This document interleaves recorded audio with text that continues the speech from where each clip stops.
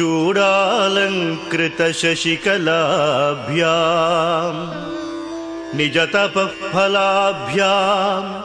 भक्तेषु प्रकटितफलाभ्याम् भवतु मे शिवाभ्यामस्तोकत्रिभुवन शिवाभ्याम् हृदि पुनर्भवाभ्याम् आनन्दस्फुरदनुभवाभ्याम् नतिरियम्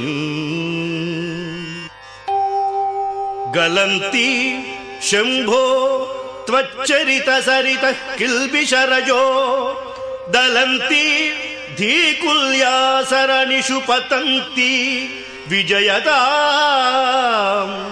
दिशन्ति संसारभ्रमणपरितापोपशमनम् वसन्ति मच्चेतो हृदभुवि शिवानन्दलहरी